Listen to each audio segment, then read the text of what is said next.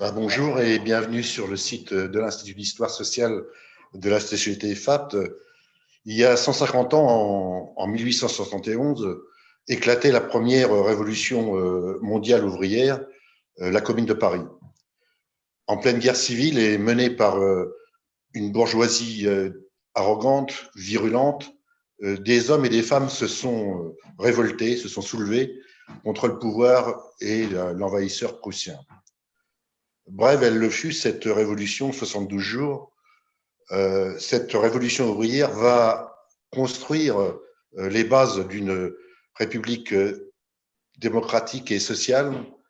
Le peuple se lève pour défendre la justice sociale, le droit, ses droits, la souveraineté populaire.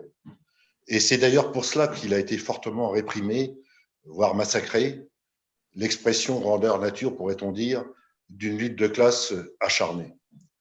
Aujourd'hui encore, l'œuvre de la Commune reste d'actualité. Elle appelle, dans le contexte du moment, à trouver des réponses nouvelles. L'antagonisme des classes est toujours réalité.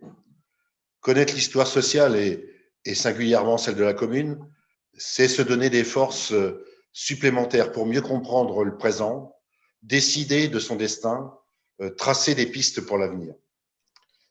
Et la lutte collective sera toujours un levier essentiel pour y parvenir. Elle forge la confiance, les consciences, pour gagner des victoires et plus encore. Réaliser sans prétention, l'ambition de cette courte vidéo est simple, donner envie d'en savoir plus, aller fouiller dans les écrits, pousser plus loin la réflexion, l'analyse, permettre à chacun et chacune de penser par soi-même. Alors, à la place modeste qui est la nôtre, nous voulons mettre à disposition du plus grand nombre nos outils et supports classiques et nouveaux, qu'on essaye toujours de travailler et en inventer de nouveaux. Nous voulons toucher tout le monde et plus encore les générations militantes d'aujourd'hui. Alors, pour reprendre cette formule bien connue, mais je pense qu'elle est bien d'actualité, pour décider d'où l'on va, il est toujours utile de savoir d'où on vient. Aider à y contribuer, c'est la raison d'être de l'Institut d'Histoire sociale de la Fédération, qui depuis maintenant exerce, si je puis dire, un peu plus de 20 ans. Les contraintes sanitaires nous obligent à nous adapter, mais nous avons décidé d'en tirer avantage en puisant dans nos ressources, et elles sont souvent plus importantes que nous l'imaginons. Alors, nous apprenons en cherchant toujours à améliorer ce que nous produisons et à le populariser, à prendre des initiatives telles que la réalisation de cette vidéo. Alors, le dernier message, ce serait surtout de vous dire, faites-la connaître, partagez-la, dépatez-en, adressez-nous vos commentaires, vos remarques. On compte sur vous pour participer activement à cette initiative et plus globalement à l'activité d'histoire sociale. Alors, n'hésitez pas non plus à rejoindre l'Institut d'Histoire sociale. Merci à vous.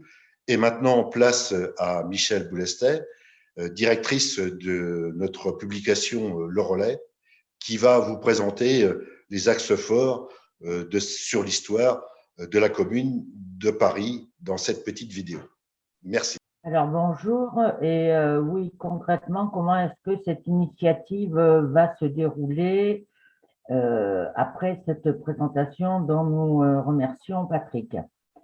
Pour commencer, donc, et tout de suite après moi, Joël Ragonneau évoquera le contexte dans lequel les Parisiens notamment ont décidé de prendre les choses en main, les causes, les caractéristiques, les valeurs défendues, l'importance de l'œuvre accomplie, les suites et le caractère contemporain de la commune. Après lui, Alain Gautron nous dira ce qu'étaient les services postaux dans cette seconde moitié du XIXe siècle et il présentera la Poste des Versaillais, son cabinet noir, le rôle de son directeur Rampon Léchamp, pour tenter de couper la communication entre Paris et la province. Et enfin, Éliane Bressol présentera les postes et la commune. Elle nous expliquera comment, dans les conditions précédemment définies, Albert Hess, homme érudit et engagé, internationaliste, a pris en charge la direction des postes pour relancer la machine bien mise à mal par les manœuvres des Versaillais.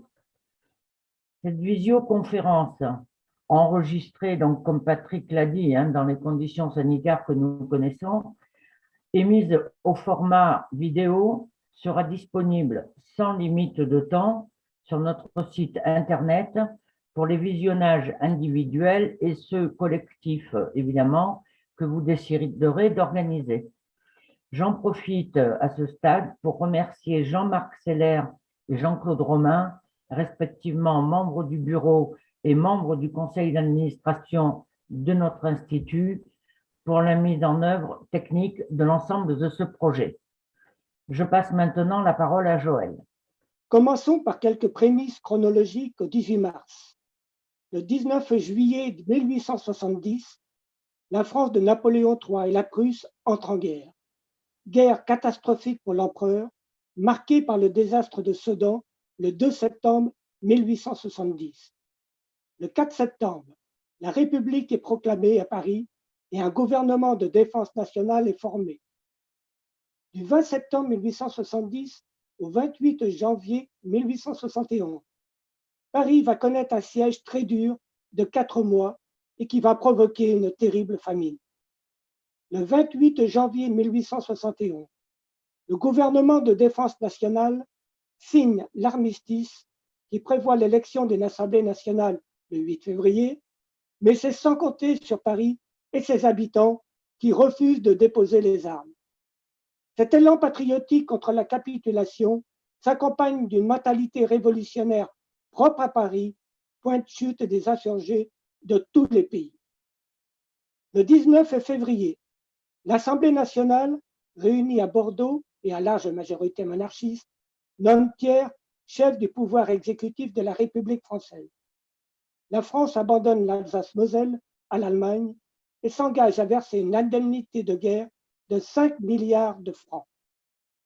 Du 9 mars au 17 mars, le gouvernement prend diverses mesures impopulaires: fin du moratoire des loyers et des dettes, suspension de journaux, remise en vente des objets du mont-de-piété, suppression de la solde journalière versée aux gardes nationaux, c'est l'armée populaire composée principalement d'ouvriers et d'artisans. Nous arrivons donc ainsi au 18 mars 1871. Ce jour-là, Adolphe Thiers envoie l'armée afin de faire main basse sur les canons des Parisiens, situés principalement sur la butte Montmartre. Après 133 jours de siège et l'humiliation de la défaite, le peuple de Paris refuse cet ultime affront et résiste à la troupe. Malgré les ordres de faire feu sur le peuple, l'armée se retourne contre ses généraux et fraternise avec la foule. C'est le début de la Commune de Paris qui est proclamée le 28 mars à l'Hôtel de Ville. Elle va durer 72 jours. Et en 72 jours, la Commune réalise une œuvre sociale considérable, dont l'ambition et les anticipations sont encore riches d'enseignements aujourd'hui. Les élus sont porteurs d'un mandat impératif et irrévocable s'ils ne tiennent pas leur engagement. Citons quelques mesures importantes qui nous parlent encore aujourd'hui. Réduction de la journée de travail, interdiction du travail de nuit, suppression des amendes et retenues sur salaire, salaires égaux hommes, femmes à qualification égale, notamment chez les institutrices, gestion des ateliers par des coopératives ouvrières, restitution gratuite des objets utilitaires gagés au mont-de-piété et, sur un plan plus général, création d'écoles laïques et enseignement gratuit pour filles comme pour garçons et mise en place d'écoles professionnelles, droit au divorce et reconnaissance de l'union libre. Si les femmes n'ont pas le droit de vote, elles prennent toute leur place dans la gestion du pouvoir, participant ainsi à l'exercice de la démocratie. Louise Michel, Elisabeth Dimitrieff, Nathalie Lemel et tant d'autres sont les figures de la lutte pour l'émancipation des femmes, favorisant ainsi l'avancée des revendications toujours d'actualité, droit au travail, formation professionnelle, etc. Autre mesure importante, séparation de l'Église et de l'État, c'est le décret du 3 avril 1871, 34 ans avant la loi de 1905. Proposition de l'abolition de la peine de mort. Réquisition des logements vacants et moratoire sur les loyers. Interdiction des expulsions. Déboulonnage de la colonne Vendôme, symbole des guerres napoléoniennes. Ou encore, développement de la culture populaire. Le 15 avril, 400 artistes, dont Gustave Courbet et Eugène Pottier, fondent la Fédération des artistes, dont le but est de promouvoir la libre expression de l'art, dégagée de toute tutelle gouvernementale et tout privilège. La commune considère les étrangers à part entière et confie à certains d'entre eux de grandes responsabilités. Léo Frankel, hongrois et ministre du Travail, les deux Polonais, Dobrowski et Wróblewski, sont généraux. Les services publics, secours aux indigents, sauvegarde de la santé, sécurité et justice sont rendus plus efficaces avec une administration de citoyens, et Alain et Eliane reviendront tout à l'heure sur la poste sur la commune. Oui, on peut le dire, quelle œuvre impressionnante. En fait, la commune a voulu poser les bases d'une république démocratique, sociale et universelle au service du peuple, accueillant en son sein ceux qui se battaient pour cet idéal, quelle que soit leur origine. Avec eux, le peuple des petites gens a pris conscience de sa force lorsqu'il se lève. Et c'est pour cela que Thiers l'a massacré. Pour écraser ce rêve en chantier, Thiers, les Versaillais, aidés de Bismarck, vont se livrer aux pires exactions pendant la semaine sanglante du 21 au 28 mai, au cours de laquelle plus de 20 000 Parisiens mourront au combat sur les barricades ou fusillés, sans jugement. À cela, il faut ajouter les déportations. Après une décennie de bannissement, arrive le temps de l'amnistie. Mais cette amnistie prend le sens pour ses promoteurs d'une amnésie. Il faut, dit Gambetta, faire désormais silence sur la commune. Elle doit disparaître de l'histoire de France. Et il faudra attendre le 29 novembre 2016 pour que le Parlement adopte une résolution pour rendre justice aux victimes de la répression de la Commune de Paris. Solution imparfaite à laquelle le législateur avouait s'être résolu pour éviter l'écueil d'une loi mémorielle. C'est dire. La commune ne donne pas de leçons toute faite. Pourtant, il reste indéniable que pour beaucoup, elle laisse un état d'esprit, une soif de justice, une démocratie directe, de laïcité, un sens de la chose publique qui, 150 ans plus tard, reste d'une incroyable modernité. La Commune de Paris, c'est l'empreinte encore vive du combat révolutionnaire et de la République. C'est aussi le combat pour la liberté et le refus de courber les chines.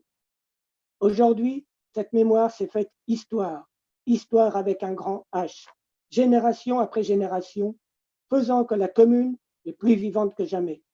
Je passe tout de suite la parole à Alain, qui va nous parler de la poste versaillaise. Bien, maintenant parlons de la poste versaillaise. Je crois qu'en introduction, il faut avoir les idées claires. Le but de Thiers, c'est d'obtenir un blocus de Paris pour soumettre sa population. Il installe la poste à Versailles pour couper tous les échanges entre la capitale et la province. Alors, regardons dans un premier temps où, au XIXe siècle, où était la poste et l'administration en France.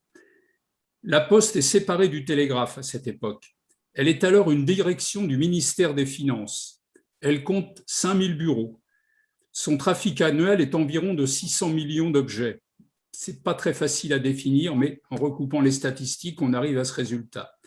Au sommet de l'administration, les emplois sont réservés aux notables et à leurs enfants par cooptation.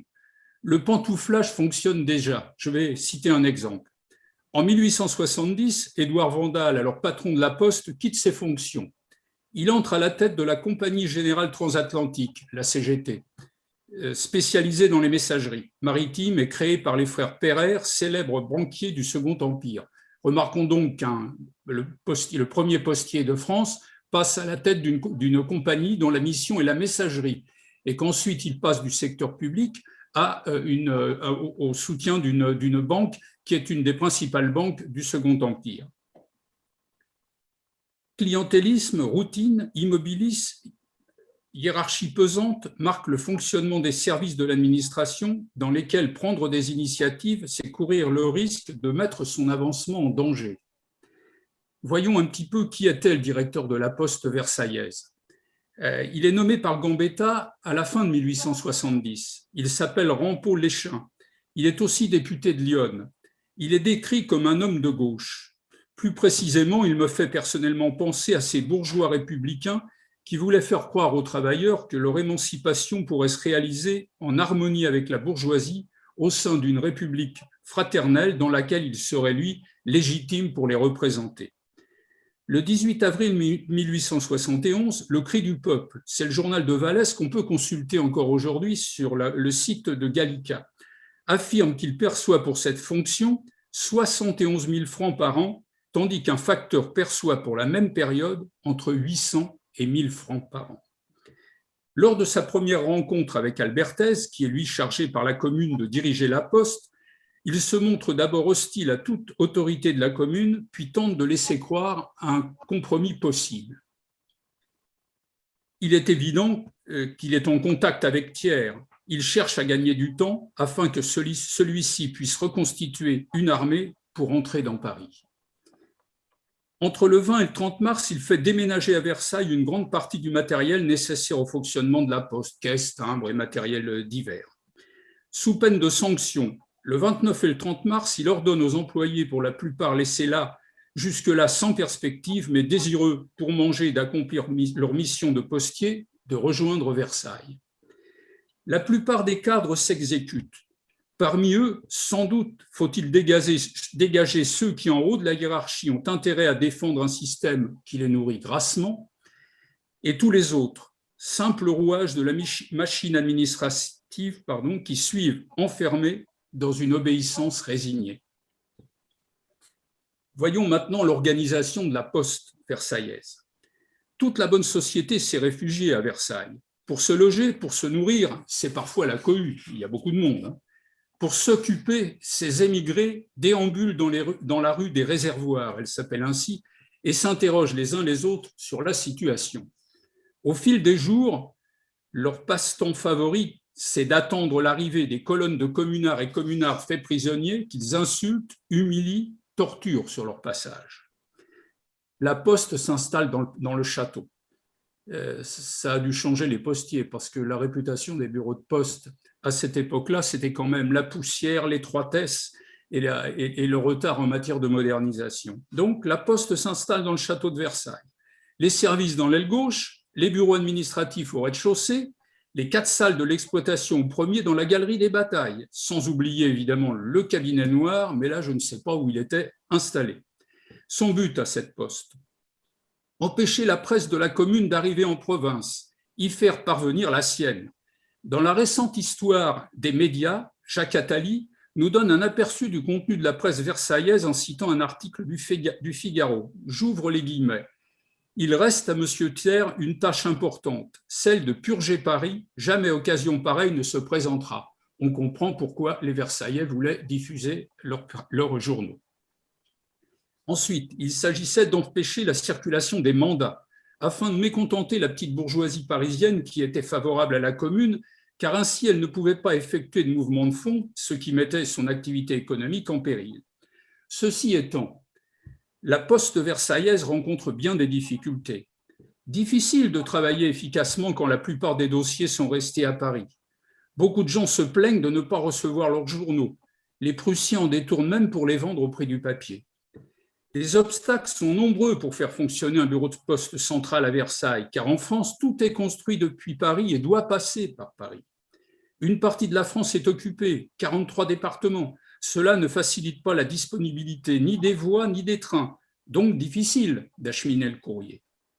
Il y a des frictions entre le ministère de l'Intérieur, celui des Finances et la Poste. Cette dernière est accusée de mettre en péril le plan Thiers car elle achemine et distribue du courrier de la commune. Elle répond par un rappel à la réglementation, pas de marque extérieure sur le courrier, donc on ne peut pas l'ouvrir quand certaines conditions ne sont pas réunies. En conclusion sur cette Poste versaillais, les Versaillais ont détourné, non sans rencontrer d'obstacles, les missions de la Poste à des fins politiques partisanes, celle de la bourgeoisie qu'il représente. Je vais passer maintenant la parole à Eliane, qui va nous parler de la Poste de la Commune et d'Albert Thèse, son directeur. Merci, bonjour à tout le monde. Oui, Alain vient de vous le dire, le 18 mars 1871, le patron de la Poste, ce fameux Rampon, est parti à Versailles et il a laissé les postes parisiennes anéanties. Le même jour, le 30 mars, la Commune de Paris nomme Albert Thèse directeur général des postes, qui sur le champ va lui tout faire pour remettre les services en route. Pour lui, c'est clair d'ailleurs, les Versaillais n'ont pas lâché les services des postes parce que cela joue un rôle essentiel dans la vie, dans tous les rouages de la société, tant au niveau politique, idéologique qu'économique. Par exemple, comment distribuer les journaux et donner des informations de la commune et aussi faire circuler la monnaie sans avoir des services de la poste opérants. Pour l'heure, les services parisiens sont bloqués par manque de personnel et de matériel. Les caisses sont vides, les registres sont introuvables, les timbres ont été emportés ou cachés, les voitures postales détournées sur Versailles. Thiers est donc sur le point de réussir un blocus épistolaire et ainsi de frapper au cœur la Commune de Paris. La machine postale doit être relancée sans délai. Albert Thiès est l'homme de la situation. Comme un tiers des élus communards, c'est un ouvrier, un bronzier ciseleur. Il a 32 ans, mais il ne vient pas de nulle part. À l'issue d'une instruction primaire, à 12 ans, il entre en apprentissage et devient ouvrier ciseleur. Il suit les cours du soir et rencontre des révolutionnaires à Paris comme Eugène Varlin. Thèse devient vite un militant engagé, courageux, solide dans ses convictions. Il est un internationaliste de la première heure. Il a adhéré à l'AIT en janvier 1865, parmi les premiers Parisiens qui l'ont fait. Avec d'autres, il est à l'initiative de la fondation de la Chambre fédérale des sociétés ouvrières parisiennes. À la mi-temps du siècle, en dépit des lois défavorables, les travailleurs trouvent des formes d'organisation et d'action collective. Thèse y est très actif. Ainsi, son investissement dans la grève des bronziers de 1867 lui vaut d'être leur délégué au 3e congrès de l'AIT en 1878. Ainsi, il fait partie de ces militants qui, après leur journée de travail, en entament une autre.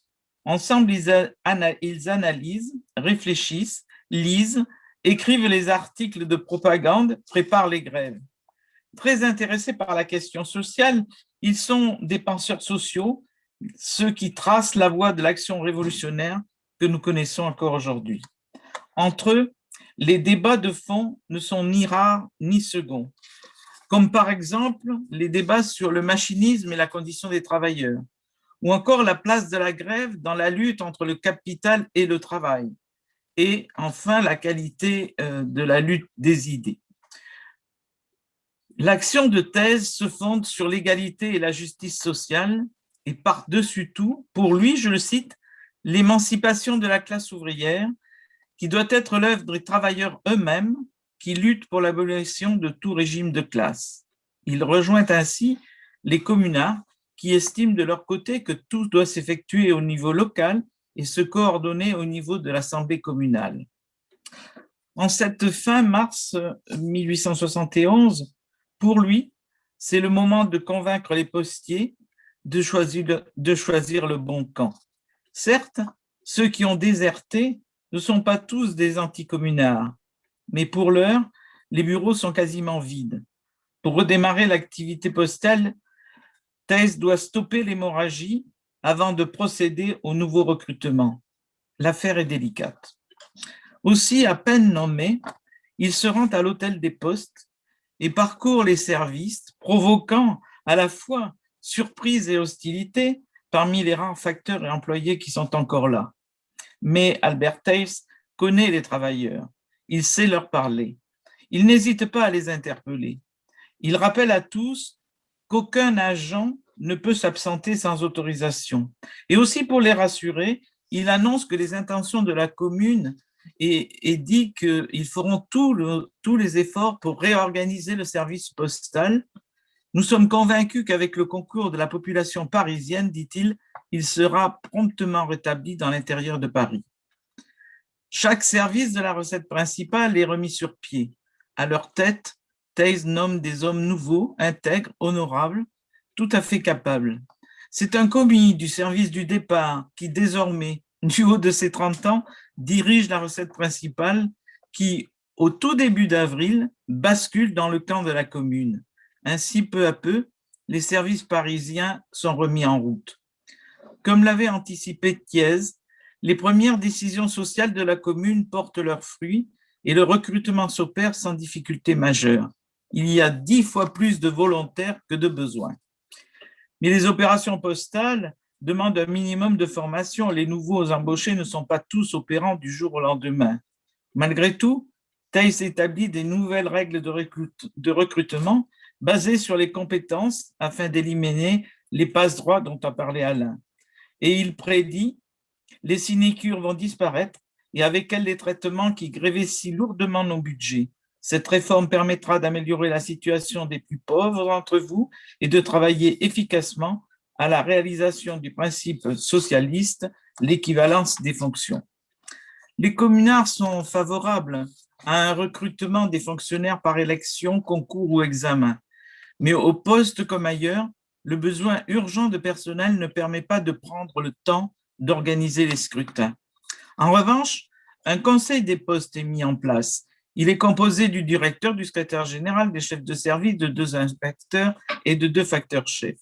Ce conseil donne son avis sur toutes les questions importantes et sur les mesures concernant le personnel. C'est à lui que les facteurs doivent la suppression de la 4e distribution du dimanche et une nouvelle grille salariale. Désormais, le traitement minimum est à 1 200 francs par an et le maximum à 6 000 francs. Les cumuls de rémunération sont supprimés. Les auxiliaires reçoivent provisoirement 5 francs par jour. Les membres du Conseil des postes s'insèrent dans la visée sociale fondatrice de la commune. La démocratie s'étend à l'entreprise. La participation des travailleurs aux décisions est ici inventée, les premiers pas de l'autogestion en quelque sorte. Début avril, les bureaux des postes sont rouverts. Une partie du trafic postal est assurée. Cependant, les Versaillais multiplient les entraves et le départ du courrier pour la province est une lutte quotidienne qui réclame trouvailles et action. Tous les agents y contribuent.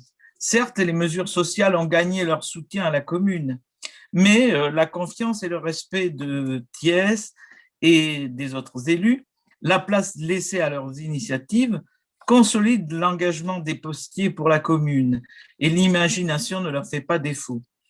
Il faut d'abord chercher des timbres. Ils fouillent dans les bureaux, ils fouillent même dans les logements de fonction et plusieurs cachettes sont découvertes. On ne tarde pas alors à imprimer les planches utiles et nécessaires. Il faut assurer le départ du courrier et chaque jour c'est une prouesse. La nuit, on envoie des agents secrets déposer des lettres dans les bureaux à 10 lieues à la ronde. Et à partir de la mi-avril, ce sont des auxiliaires qui, plusieurs fois par jour, vont déposer les objets dans les bureaux ceinturant Paris. Pour tromper les Versaillais, les plis n'ont pas de timbre à date parisien. Et la ruse ne fut pas découverte tout de suite. On pense aussi à utiliser les ballons dirigeables. Globalement, dans ces conditions incroyablement difficiles, avant la fin avril, les services des postes sont opérants. La volonté de la commune et l'engagement des postiers et des Parisiens portent ainsi leurs fruits. Et pour le point final, je cède la parole et la place à Michel Boulestaix. Bien voilà, nous sommes déjà arrivés au terme de cette visioconférence.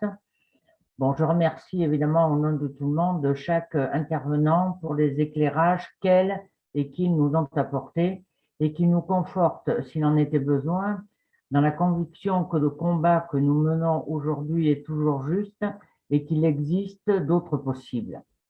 Les époques changent évidemment, mais les causes de l'affrontement de classe qui nous opposent aux détenteurs du pouvoir et de l'argent sont toujours les mêmes. Au-delà de la brièveté de son existence, nous voyons bien déjà, à partir de ces quelques explications rapides, que cette expérience de la commune, ou plus exactement des communes, puisqu'il y en a eu aussi de provinciales, n'a rien perdu de son caractère contemporain.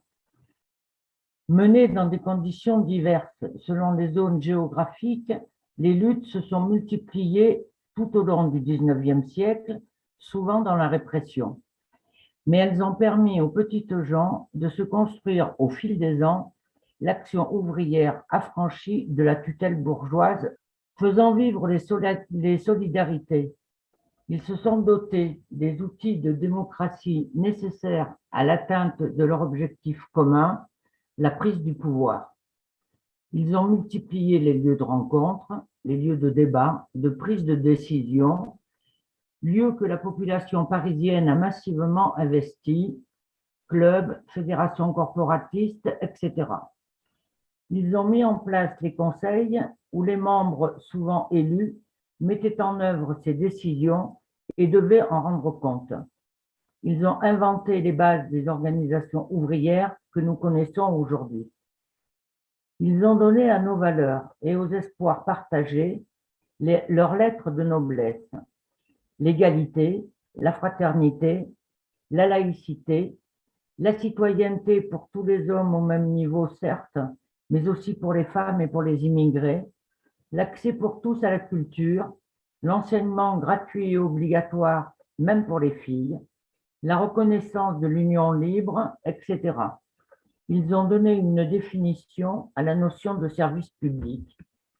Il n'est pas surprenant dans ces conditions que le président Macron préfère entretenir la mémoire de Bonaparte. Il ne s'agit pas de faire des copier-coller, mais à défaut de certitude, nous avons une conviction. C'est unis dans un même objectif que nous ferons bouger les lignes. Tant qu'il restera d'un côté une infime minorité qui se partage richesse et pouvoir, et de l'autre une majorité de plus en plus grande de laisser pour compte, la lutte devra continuer. Le combat des communardes et des communards est peut-être vieux de 150 ans, il est toujours aussi moderne. Et pour terminer, avant de clore complètement cette séance, permettez-moi de vous préciser que dans le cadre des 150 ans de la Commune, nous publions une série d'articles dans les 4 numéros du Relais de l'année 2021. Le numéro 90, à paraître en juin, en est le point fort. Tous ces numéros sont évidemment à votre disposition à l'IHS. Bon visionnage à tout le monde.